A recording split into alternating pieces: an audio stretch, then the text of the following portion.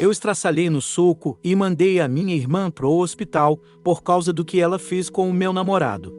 Estou namorando Marcos há cerca de 5 anos e ele é a melhor coisa que já me aconteceu. Quando começamos a namorar, ele estava um pouco fechado e tinha medo de iniciar qualquer forma de intimidade. Inicialmente pensei que isso acontecia porque eu era o primeiro relacionamento dele e talvez ele estivesse nervoso. 6 meses depois ele me revelou que entre os 5 e 12 anos, ele foi vítima de abuso íntimo por parte de sua mãe. Seu pai havia saído de casa quando ele tinha cerca de 4 anos. Esse trauma o afetou por um bom tempo e ele começou a receber tratamento intensivo com terapia quando tudo veio à tona. Ele ainda continua a fazer terapia até hoje. Ele progrediu bastante e superou muitos obstáculos. Mas ainda há dias em que ele fica deprimido e chora, especialmente porque estamos juntos há tanto tempo e planejamos casar. Ele compartilhou essa história com a minha família, que o recebeu com amor e apoio.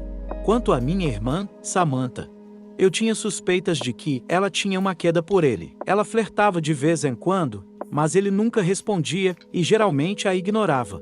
Eu conversei com ela sobre isso várias vezes, mas ela não me ouviu. Um sábado à tarde, saí com alguns amigos para tomar algo e deixei o Marcos em casa, porque ele não estava com vontade de sair. Minha irmã havia me mandado uma mensagem, antes pedindo para pegar algumas coisas minhas emprestadas.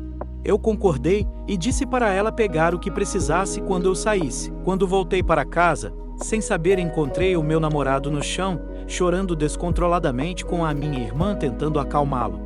Ele estava tendo um ataque de pânico. Não é seguro tocar nele quando ele está nesse estado, porque ele pode reagir violentamente devido às suas emoções. As mãos dela estavam sobre ele e ele tentava afastá-la. Ela estava apenas de sutiã e a camiseta dela estava no chão. Eu a afastei e perguntei o que diabos estava acontecendo. Ela alegou que estava experimentando o moletom quando ele entrou. Entrou em pânico e teve um ataque. No entanto, Marcos, entre lágrimas, disse que ela tentou tocá-lo. Eu perguntei à minha irmã se isso era verdade, e ela negou. Mas Marcos mais uma vez disse que ela tentou tocá-lo, lembrando que tínhamos outros membros da família em casa. Apontei isso para a minha irmã, o rosto dela ficou pálido. E eu não sei o que aconteceu comigo, mas fiquei com muita raiva. Não me lembro muito bem porque estava furiosa, mas agredi fisicamente. Não consigo nem me lembrar se foi eu quem ligou para o 90 ou se foi ela. Apesar de seu estado lastimável, lembro-me de ter meio que acordado para a realidade porque o Marcos ainda estava tendo seu episódio e eu conseguia ouvi-lo chorar mais alto.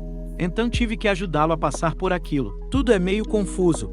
Acabei quebrando o nariz da minha irmã. Dei a ela um olho roxo e machuquei suas costelas. Ela ficou no hospital por alguns dias. Atualização. Eu não tenho mais as lembranças. Era doloroso demais para manter, muito menos para assistir. Mas a fita mostrou o Marcos atendendo a porta. Nossas câmeras não têm gravação de som, mas Marcos disse que, quando ele abriu a porta, minha irmã disse que estava lá para pegar minha câmera e moletom. Ele disse ok e a deixou entrar.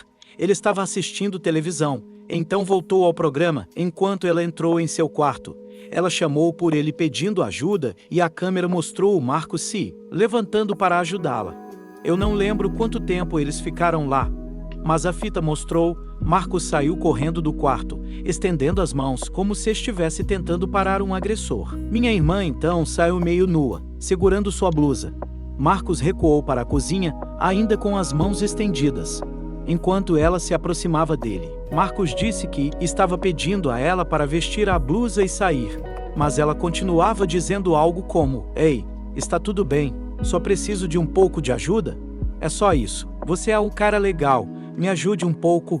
Acho que nesse ponto ele estava entrando em pânico. Enquanto ele começou a tremer, minha irmã aproveitou a oportunidade para abraçá-lo. Ela disse que fez isso para tentar acalmá-lo, mas a fita mostrou que ele estava se esfregando nele. Ele afastou e caiu no chão, chorando e gritando. Então, ela se aproximou dele e tentou passar as mãos pelo seu cabelo. A outra mão dela também estava se movendo em direção à sua virilha, Lembro-me de ver Marcos se encolher para trás e tentar afastá-la. Ela sempre voltava mais perto dele. Alguns minutos depois foi quando cheguei em casa e a espanquei até quase matá-la. Não me lembro quem chamou a polícia, mas eles apareceram e minha irmã mancava até a porta enquanto eu tentava acalmar Marcos. Lembro-me deles fazendo perguntas e tentando ajudar Marcos a se acalmar. Eles achavam que ele estava em choque, então colocaram um cobertor sobre ele e os paramédicos chegaram. Minha irmã foi rapidamente avaliada e levada para o hospital. Marcos e eu ficamos para trás porque ele começou a recuperar o controle naquele ponto. Lembro-me dos meus pais chegando e perguntando o que aconteceu. Eu contei tudo a eles. Minha mãe ficou com o Marcos e eu, enquanto meu pai foi para o hospital ver minha irmã. Marcos e eu apresentamos queixa contra minha irmã por trauma emocional e agressão íntima. Minha irmã tentou me processar, uma acusação de contravenção, mas não deu em nada com as provas que tínhamos. Minha irmã foi condenada a 60 dias de detenção com uma fiança de R$ 5.000. Ninguém pagou. Ela também tem que cumprir 200 horas de serviço comunitário, e seu nome foi adicionado a um registro de agressores íntimos. Ela pode apelar aos tribunais para remover após 10 anos. Ela também foi submetida a uma ordem de restrição. Além disso, minha irmã nos deve R$ 25.000. Eu levei uma pequena punição e tenho que fazer 50 horas de serviço comunitário. Nada sério. Minha irmã foi excluída completamente da família e ainda está. Enquanto Marcos regrediu tremendamente, a ponto de não poder dormir na mesma cama que eu. O que aconteceu com o aluno mais inteligente da sua escola? O aluno mais inteligente da minha escola era um excluído social. Ele estava no último ano e frequentemente era alvo de piadas por ser abertamente gay e ainda ser virgem. As pessoas zombavam dele e o chamavam de nerd. Mas esse cara era incrivelmente inteligente. Tinha uma memória fotográfica e tocava instrumentos. Era inacreditável. Ele literalmente postou um vídeo online dele, amarrado a uma cadeira de cabeça para baixo, enquanto a cadeira estava presa a uma plataforma, tocando perfeitamente o piano. Esse rapaz era um gênio, mas nem toda genialidade salvo do bullying. Ele frequentemente se machucava bastante na escola e tudo terminou de maneira muito trágica para ele. Ele estava apenas alguns dias de completar 18 anos. Em nossos exames finais, a escola foi fechada e evacuada. E vimos a polícia chegar. Eles encontraram o corpo dele nos banheiros. E o que aconteceu foi que um grupo de 5 valentões se juntou contra ele. E eles machucaram até que ele falecesse, pois o garoto tinha asma e durante os gritos ele faleceu. Foi relatado que ele estava tentando pegar seu inalador. Após os gritos terem acabado, um dos garotos pegou e jogou pela janela do banheiro, e eles simplesmente deixaram-o lá para falecer, e isso foi devastador. As pessoas que fizeram isso quase todos tinham 17 anos, mas o único que tinha 18 anos foi condenado à prisão regular, enquanto os outros cumpriram alguns anos insignificantes em uma instituição para menores. Eu nunca vou esquecer a força da mãe do nerd, pois ela veio à escola no dia seguinte e falou durante uma assembleia e o discurso dela me fez chorar. Ela chorou durante o discurso. E foram aproximadamente 1 hora de desabafo sobre o quão repugnantes eram os alunos que fizeram isso.